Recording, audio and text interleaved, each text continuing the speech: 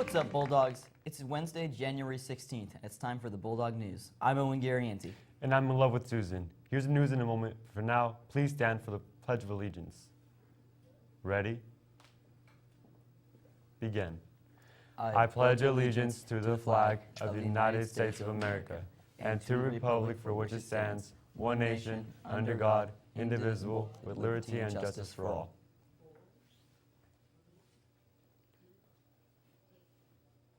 Here's the news. BRO Club is having a mandatory club meeting today after school in the library. Wear your red shirt for a yearbook photo. And there is a global outreach meeting today in IB 201 with a service activity afterwards. Come by and fulfill volunteer hours necessary to complete the GPS pathway. Also, UBTJ Christian Club will be having a meeting today after school in B1010. Please join us for a time of fellowship and worship. Vent Club is having a mandatory meeting January 22nd after school in P102. Come and enjoy some cookies and vent your thoughts in a safe environment. And World Language Scholars second semester registration is now open.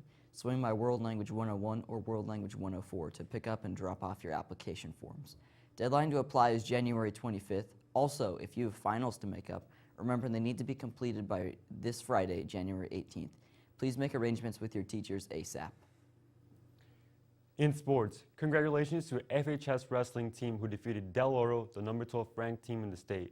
With this win, Folsom is the only undefeated team left in the league and is on the way to winning the league title again. Last weekend, Folsom had 5 place winners in the Tim Brown Memorial Tournament, including Kyle Richards. Richards dominated in the 220-pound weight class, taking home the championship and winning most outstanding upper weight honors.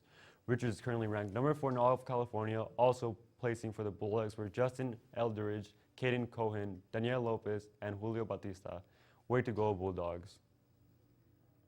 Sports Star Magazine is having a voting contest right now for NorCal Football Player of the Year. Folsom High School's Caden Bennett is in the running. To vote for Caden, go to sportstarsmag.com and look for the NorCal Player of the Year link. You can vote once every 6 hours. Way to go, Caden. We're beginning to see that river of rain everyone is talking about, but how long will it last? Let's check in with Brendan for the weather. It's going to be cold this week, but more of a California cold. It's going to be in the 50s. Today is going to be the exception, though. It's going to be 61. Tomorrow's going to be 58. Friday is going to be rainy, and it depends on Mark Finan is lying or not, though. No one cares about Saturday. You're all going to be inside anyways. And then Saturday and Monday are going to be the exact same. It will rain, 54 degrees, and then it will be 56 on Tuesday. Back to you guys at the studio. Thanks, Brendan. In other news, freshman camp Edmo is looking for volunteers for their Leader in Training program. Benefits of this program include building youth leadership and facilitation skills, cultivating strengths, and gaining community service hours. There is an opportunity to earn the President's Volunteer Service Award with an access to a network of support in the leadership field and lay the foundation for leadership positions in the future. See Miss Reading Counseling for a flyer with more information. Juniors, applications are now available for Boys and Girls State 2019. This week-long summer program is among the most respected and selective educational programs relating to government, citizenship, and leadership in the United States. For more information, join Folsom High School's 2018 delegates tomorrow during pause in HS 109. And are you interested in an internship with Assemblyman Kevin Kiley? See Mrs. Reed for a flyer and more information. Counseling is now accepting applications for students who want to be on the peer tutoring list. Applications are in the counseling and will be accepted through January 21st. You must be a current 11th or 12th grader and complete an application signed by parents and recommending teachers. Remember, we need students in all subjects and levels, and you get paid $11 an hour. Return your applications to the counseling office and see Miss A if you have any questions.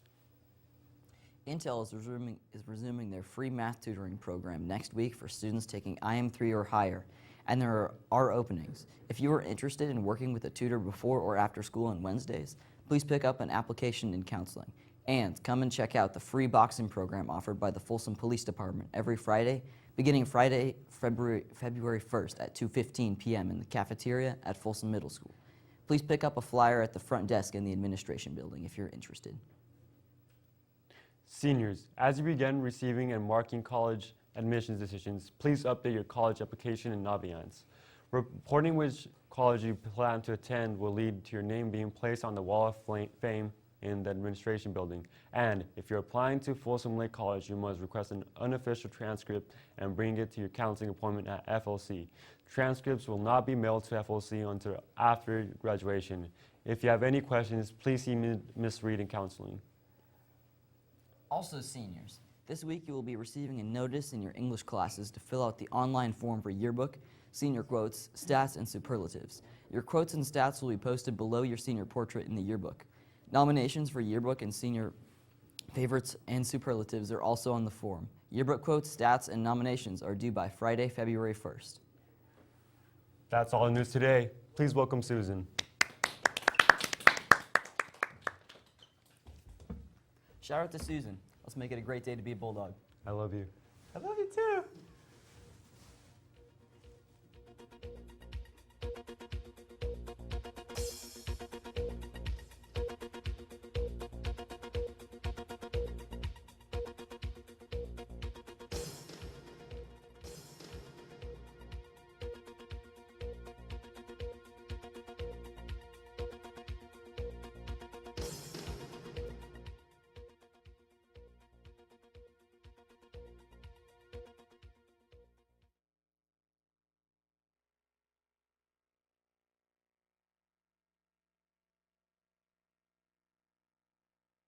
Man makes plans and God laughs.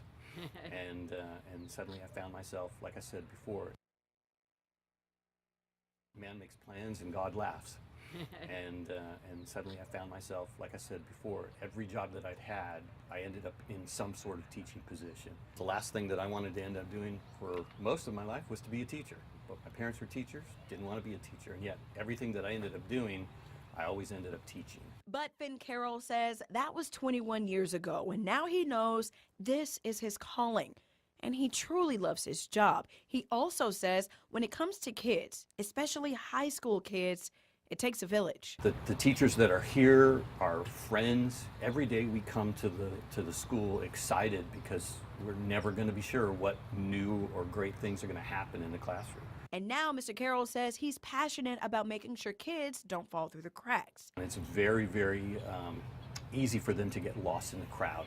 It's very easy for them to just kind of withdraw. And one of the things that we do here is really try to make sure that they connect. I've been to weddings and you know, I've seen babies. I've had children of former students in my class, and that connection is so very important. But don't take our word for it. Here's what some of his students had to say. Most English teachers aren't really as fun as him, but I like to sit in class and listen to him whenever I can. Everyone's participating. It's not like he's like forcing the students to participate. Mr. Carroll's more of a brass tacks, doesn't BS me.